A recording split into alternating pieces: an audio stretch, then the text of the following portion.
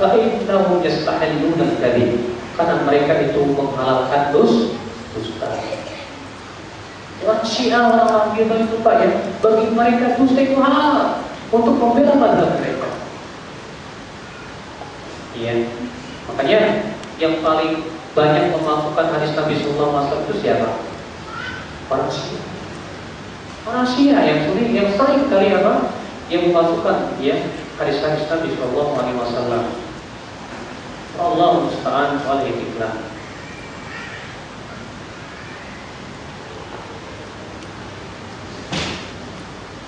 Dan yang lainnya ya, untuk bisa lihat dalam kitab Al-Kafi, itu Al-Kulaini, dan dia seorang ulama Syiah, di mana dia sangat memuji-muji Ahlul Bait melebihi daripada kedudukan mereka. Ya, bahkan sebagian mereka sudah saya sebutkan sampai mempertuhankan Ali bin Abi Thalib radhiyallahu anhu wa ardhahu. Baik, akhirnya kita tutup dengan pembahasan yaitu haramnya menisbatkan diri kepada Ahlul Bait dengan tanpa hak. Banyak di zaman sekarang Pak, tiba-tiba ada orang ngaku-ngaku dirinya Habib, padahal hidungnya hidung Indonesia, wajahnya wajah Indonesia, turunannya orang Indonesia, tahu-tahu ngomong saya Habib, nyambungnya kemana nggak tahu. Kalau ditanya saya juga keturunan Nabi, Nabi siapa? Nabi Adam. Ya kalau gitu semua juga keturunan Nabi Adam Pak.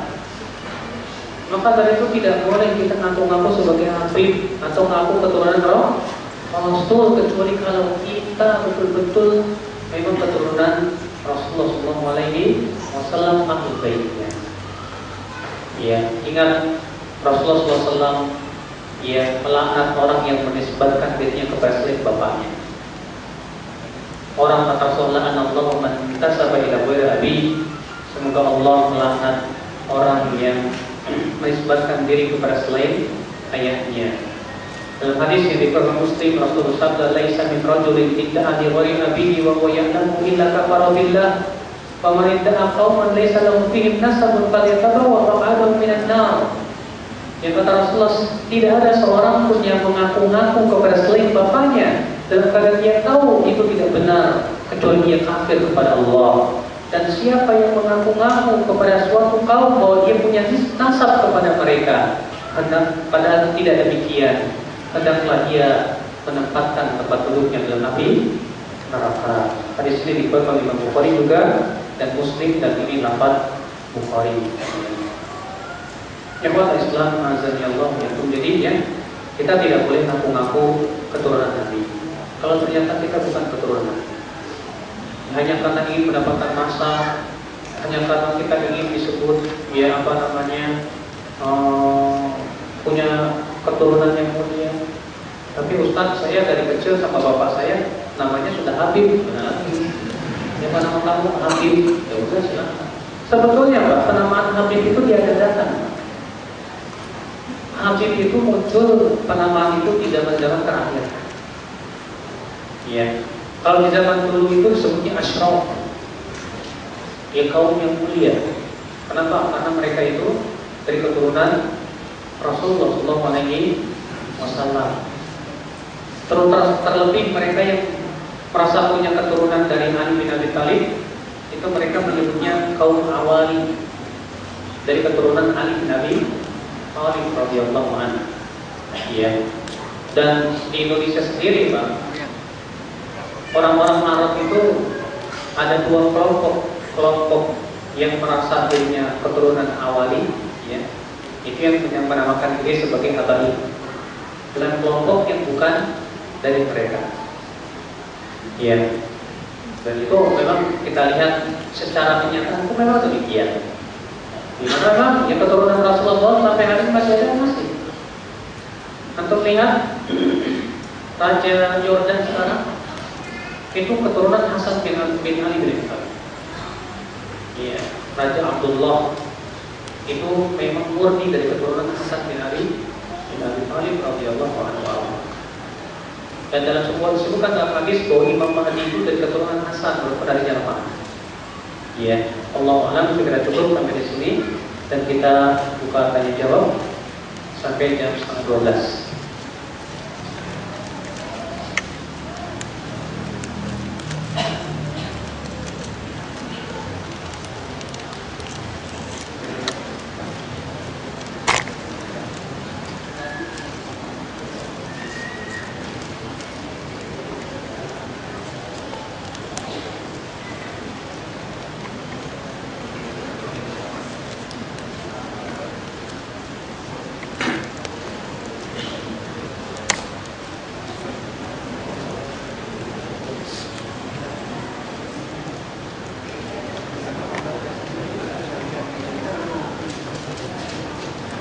Ada pertanyaan, mengapa keluarga Nabi itu tidak boleh menerima sedekah?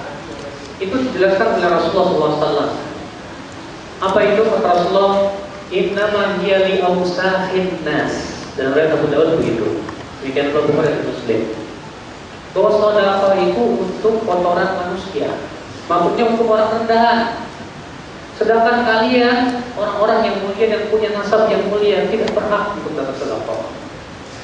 Makanya ya, Ahlul Bait itu mendapatkan khumus 1/5 ya untuk Allah dan Rasulnya dari ghanimah.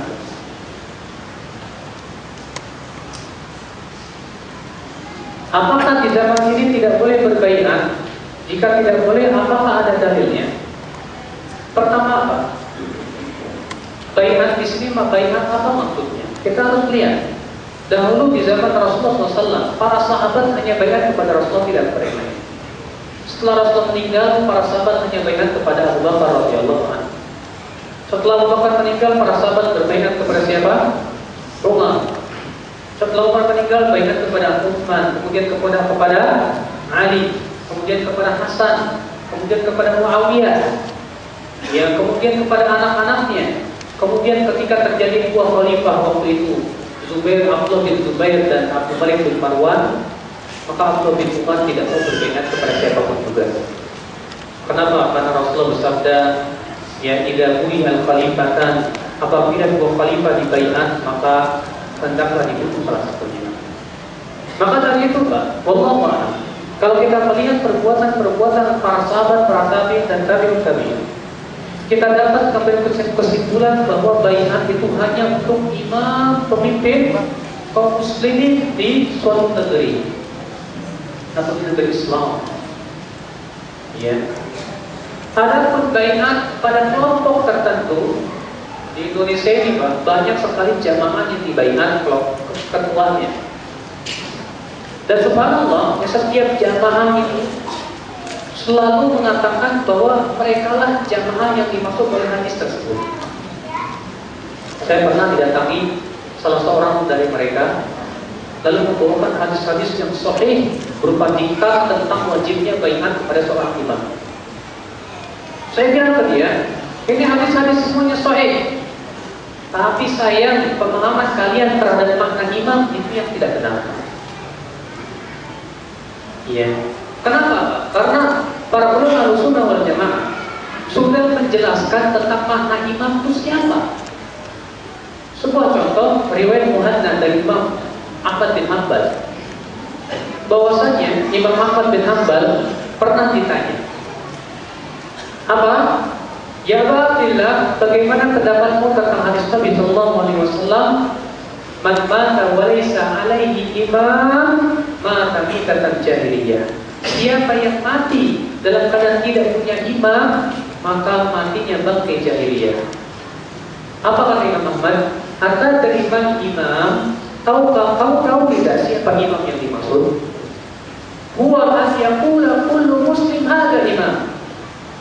Kata Imam Ahmad, yaitu yang setiap muslim berkata ini imam. Nah sekarang, apakah setiap muslim mengatakan bahwa pemimpin kami itu imam kami? Tidak, cuma kelompok kamu aja kan? Berarti tidak sesuai dengan pemahaman para ulama. Tidak demikian, makanya Syekhul Islam dalam Minhajus Sunnah mengatakan syarat seorang imam yang dibaiat itu dia harus punya wilayah kekuasaan. Dia harus punya kemampuan untuk menjalankan syariat Allah Subhanahu wa taala. Sementara kita lihat ya kelompok-kelompok tersebut numpang di Indonesia. Dia tidak punya kekuasaan. Apakah mereka mampu menegakkan hukum syariat? Tidak mampu. Berarti mereka bukan yang dimaksud oleh Rasulullah SAW, imam yang berhak dibaiat. Yang ketiga kita katakan,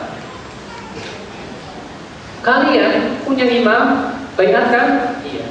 Tahu nggak kelompok ya yang lawan kalian pun punya imam yang baiat? Iya. Di Jakarta saja ada berapa kelompok yang baiat? Di sana ada Jamaah Muslimin, di sana ada Islam Jamaah Al-Hudaybi, yang masing-masing punya imam. Ada yang 11 punya imam juga. Dibayar juga. Baik. Sekarang bagaimana kalian menjawab hadis Nabi sallallahu alaihi wasallam, "Idza bu'iya khalifatan", apabila khalifah itu dibaiat, maka hendaklah yang pertama membunuh yang kedua. Siapa dulu? Dan dalam riwayat, apabila dua khalifah dibaiat, bunuh salah satunya. Baik, siapa dulu kita yang dibunuh ini? Udah terlalu banyak yang dibaiat di Indonesia. Di Lampung aja ada 3. Iya. Subhanallah, ikhwan Islam azami Allah wa yakum. Makanya ini pemahaman yang sangat aneh dan rancu. Baiat-baiat kepada imam, sampai-sampai saya pernah ngomong ya. Apakah kalian meyakini bahwasanya orang yang ada di Saudi Arabia kalau tidak datang untuk baiat ke kamu, mereka mati bakti jahiliyah? Jawabnya iya. Yang ada di Jepang, yang ada di seluruh dunia pun, siapa itu? Ya, subhanallah, bukan seperti itu pemahaman baiat. Imam yang dimaksud kata Imam Ahmad yaitu yang setiap muslim mengatakan ini imam kita. Yang setiap muslim pertama di Indonesia untuk tanya dari Sabang sampai Merauke, siapa imam kamu? Itulah imam kita. Ya.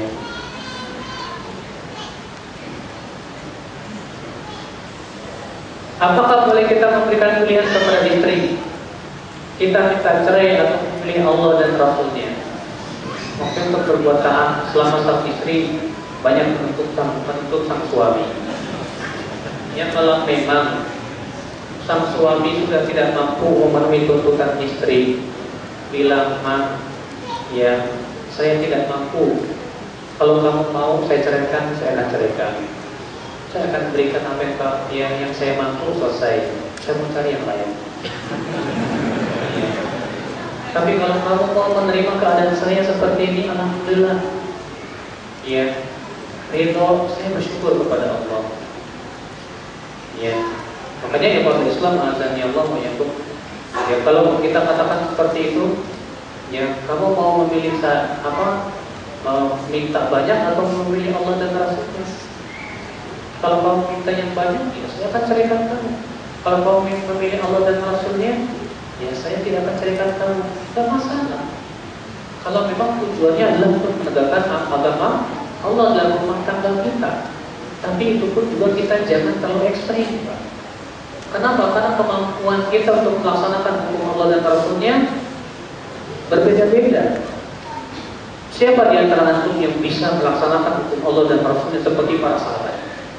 Tidak ada. Ya, tidak akan ada yang bisa. Kita ini lemah terkadang. Ya, makanya semampunya. Kita katakan apa? Ya, semampunya. Amalan apa sih Ustaz yang diamalkan oleh Utsman bin Affan sehingga mereka malu sama Utsman? Ya, keimanan. Keimanan yang ada pada Utsman bin Affan. Terlebih Utsman bin Affan sedekah luar biasa. Ya, suatu ketika di perang yang sangat butuh pada bantuan dan waktu itu musim paceklik, maka Utsman bin Affan pun menginfakkan sekitar 3.000 ekor unta di jalan Allah. Maka Rasul bersabda, "Ma darra Utsman ma fa'ala ba'da hada." Tidak akan memberikan mudarat kepada Utsman apa yang dia lakukan setelah itu. Pernah suatu ketika Rasulullah SAW mengajukan kepada para sahabat, siapa yang mau membeli sumur milik orang Yahudi. Utsman yang membelinya. Banyak sekali ya. Walaupun tetap kita punya keyakinan Abu Bakar jauh lebih baik daripada Utsman bin Affan radhiyallahu anhu warḍah. Ya.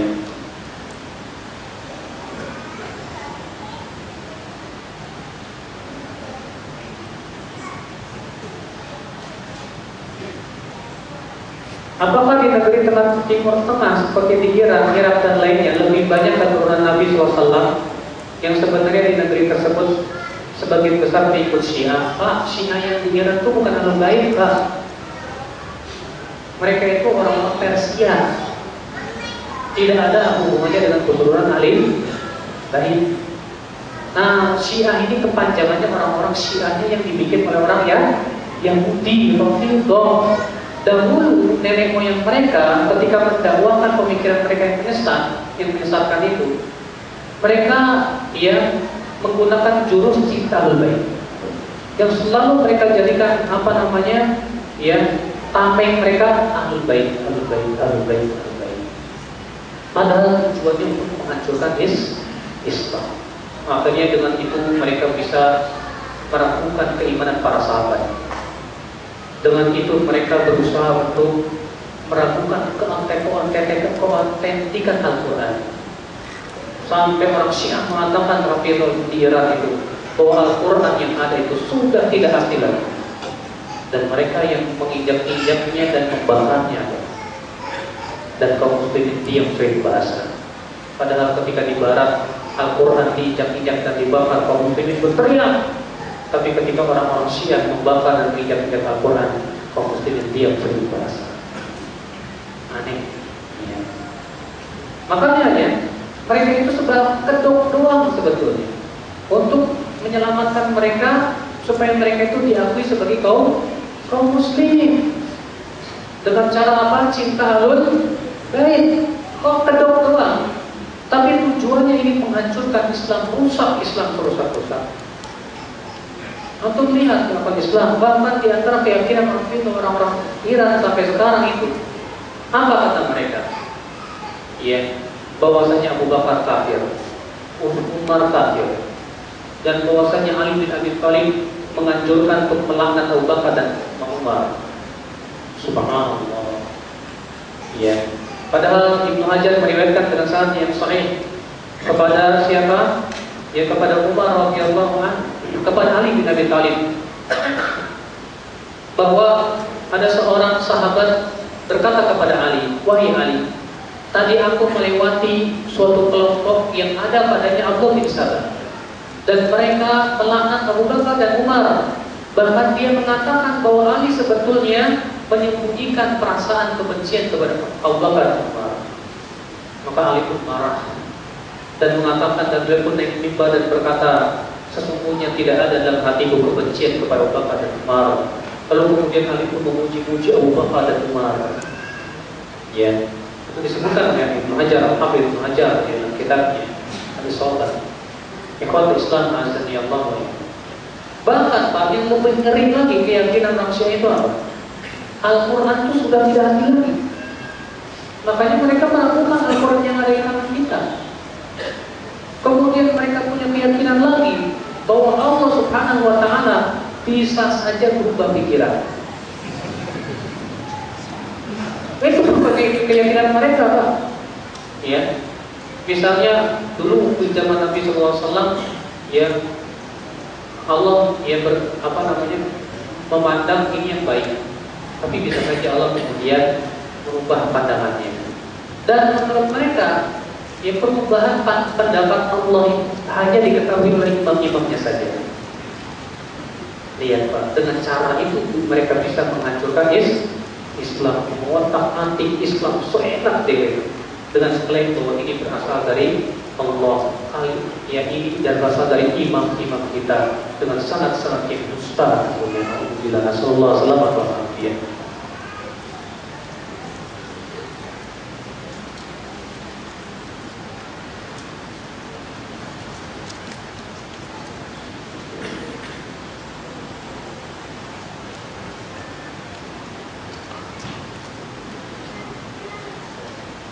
Bagaimana dengan seseorang yang memiliki anak yang saleh, yang taat kepada Allah, apakah orang tuanya mendapatkan pahala dari amalan anaknya atau tidak?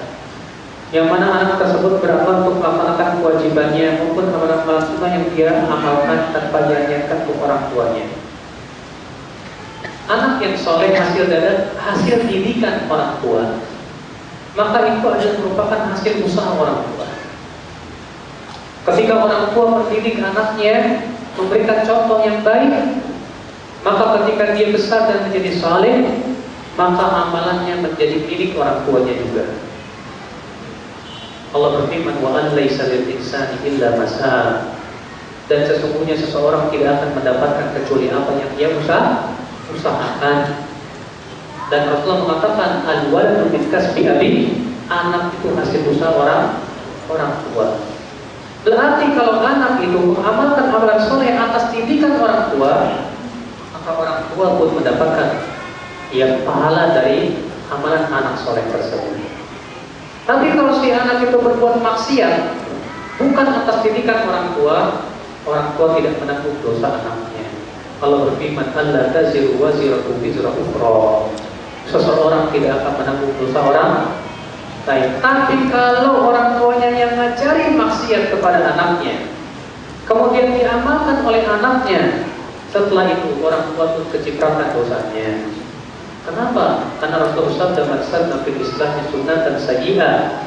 Siapa yang memulai sebuah tata cara yang buruk dalam Islam, ya, maka dia mendapatkan dosanya dan dosa orang yang mengikutinya tanpa dikurangi dari dosa mereka sedikit pun juga. Ya.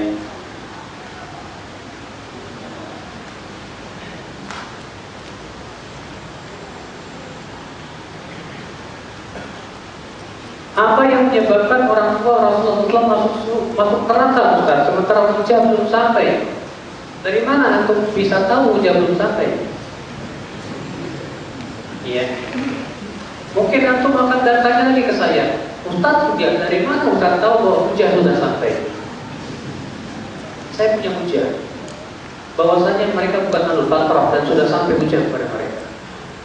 Apa itu firman Allah, ila fi Quraisy ila fi rihlat asy-syita'i was-sayf. Ila fi Quraisy ila fi rihlat asy-syita'i was-sayf. Allah tegas menyebutkan dalam ayat ini bahwa orang-orang musyrikin Quraisy, mereka kalau di waktu musim panas pergi ke Syam, di waktu musim dingin pergi ke Yaman.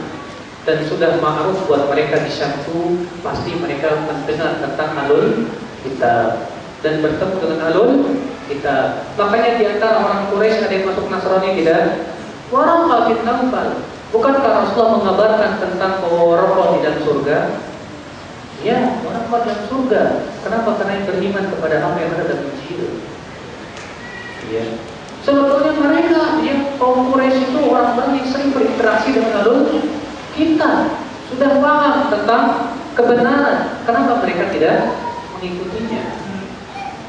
Makanya Syekh Al-Albani mengatakan bahwasannya sabda Rasulullah SAW bahwa bapakku dalam api neraka ini justru memberikan kepada kita penjelasan bahwa bapaknya bukan lagi ahlul kitab, dan bahwasanya bapaknya sebetulnya sudah pegang hujah kepada dia. Sebab kalaulah bapaknya belum pegang hujah kepada dia, tentu Rasulullah akan katakan bahwa dia termasuk ahlul fatrah. Iya. Anda lebih beriman kepada sabda Rasulullah atau kepada siapa? Makanya kita harus pahami. Ya. Maka dari itu ya, Islam memang ya di Indonesia ini ada yang orang berpendapat, Masya Allah, masa bapaknya Rasulullah masuk neraka? Gak mungkin. Kita katakan, Pak, bapaknya Nabi Ibrahim aja masuk neraka. Allah berfirman, wa idh qala Ibrahim li abihi azar atattakhidhu asnaman aliha inni araka wa qaumaka fi dhalalin mubin.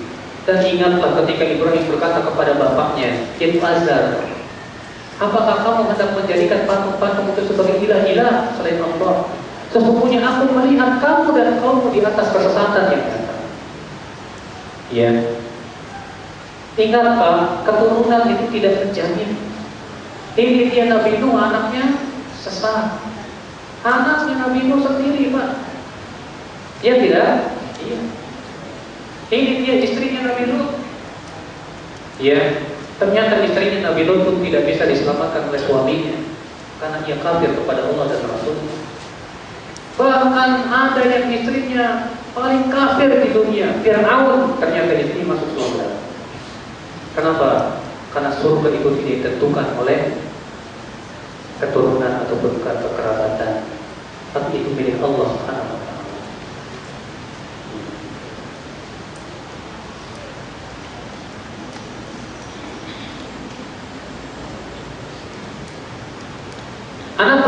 membaca dalam riwayat Al-Hakim bahwa Rasulullah mengatakan, aku tinggalkan dua perkara, yaitu kitabullah dan Ahlul Bait. Apakah yang Anda tanyakan sahih enggak? Sahih, kan hadisnya saya sebutkan tadi. Dan hadis itu diriwayatkan Bukhari juga dalam sahihnya. Ya, wa Ahlul Baiti udzakkirukumullah fi ahli baiti. Kata beliau, taraktu fikum thaqalain. Aku tinggalkan kepada kalian dua perkara yang berat. Yang pertama kitabullah, yang kedua Ahlul Bait.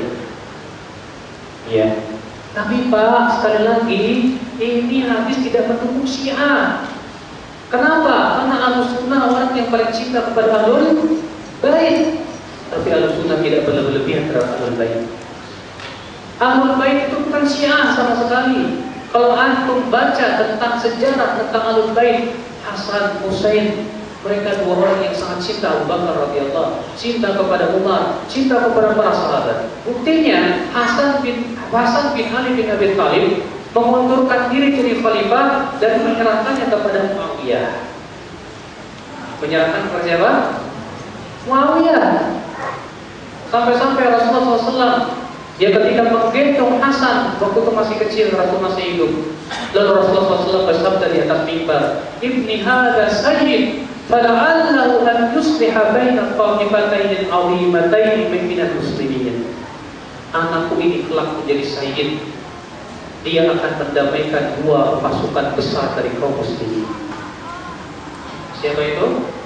Ya, pada waktu itu pasukan yang sangat loyal kepada Ali bin Abi Thalib. Setelah Ali bin Abi Thalib meninggal dunia, diangkat Hasan bin Ali bin Abi Thalib. Tapi Ali bin Abi Thalib melihat tidak maslahat. Kenapa? Karena ada dua pasukan besar ini yang akan terus berkecamuk peperangan. Maka Hasan dengan kebesaran jiwanya mengundurkan diri sebagai khalifah dan menyerahkan kepada Muawiyah. Maka ini hujah yang sangat kuat yang menunjukkan Muawiyah bukan orang kafir. Tapi orang Syiah mengkafirkan siapa? Muawiyah.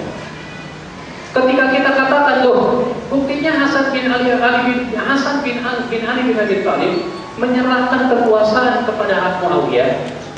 Apa kata mereka? Itu taqiyah. Jadi Hasan bin Ali itu katanya sedang taqiyah. Kita katakan subhanallah, adakah taqiyah yang paling bodoh dari orang yang menyerahkan jabatan kepada orang kafir? Mana mungkin, Pak? Ya, seorang sahabat mulia mau menyerahkan jabatan seenaknya kepada orang kafir? Tidak mungkin. Iya. Justru Rasulullah tegas mengatakan, anakku ini seorang sayyid. Barang nanti dia akan mendamaikan dua kelompok besar dari kaum muslimin. Rasulullah mengatakan dua-duanya kaum muslimin. Ya, ini pernyataan tegas bahwa Muawiyah seorang muslim, Bahkan Pak, Rasulullah mendoakan Muawiyah secara khusus. Apa kata Rasulullah? Allahumma ja'alhu hadiyan mahdiyyan. Ya Allah, jadikan Muawiyah itu sebagai orang yang memberikan hidayah dan yang diberikan hidayah. Bahkan Rasulullah bersabda, orang yang pertama kali berperang di atas lautan, maghfurlah, akan diampuni dosanya. Ternyata pasukan yang pertama kali berperang di atas lautan itu pasukan Muawiyah radhiyallahu anhu. Ini persaksian juga dari Rasulullah bahwa Muawiyah akan diampuni dosanya. Makanya kita punya keyakinan para sahabat. Adapun peperangan Ali dan Muawiyah, keyakinan kita adalah bahwa mereka telah berijtihad dua-duanya. Yang salah dapat satu pahala, yang benar dapat dua pahala. Tapi mereka semua sahabat yang harus kita hormati. Ya.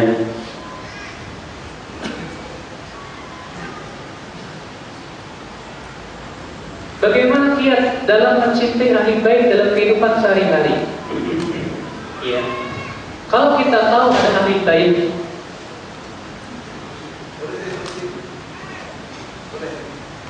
panitia gimana? Instruksi apa, Pak? Silakan, Pak.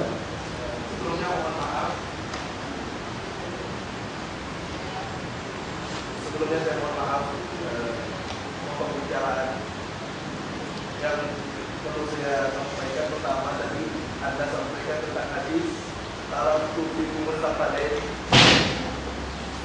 Itu Bukhari tapi di Muslim. Iya betul, Muslim saya lupa. Yang kedua, Yang tadi saya lupa bacakan betul. yang kedua jadi masalah orang tua Nabi di dalam neraka. Kita sebagai umat Nabi Muhammad SAW sepantasnya kita punya adab sopan santun kepada Nabi Nabi. Di dalam Al-Quran Allah Subhanahu Wa Taala berfirman, "Wa ma kunna mu'adzibina hatta nab'atsa rasula." Dan kami tidak akan menjadi pengadab sehingga kami akan mengirimkan seorang utusan. Artinya semasa hidup zaman kedua orang tua Nabi kan Rasul belum ada. Jadi Allah tidak akan mengadab mereka. Itu dalilnya. Kapan Allah akan mengadab? Kalau Allah sudah mengirim Rasul. Rasulullah sudah dikirim, baru setelah itu umat yang tidak mengikuti beliau baru diadab oleh Allah.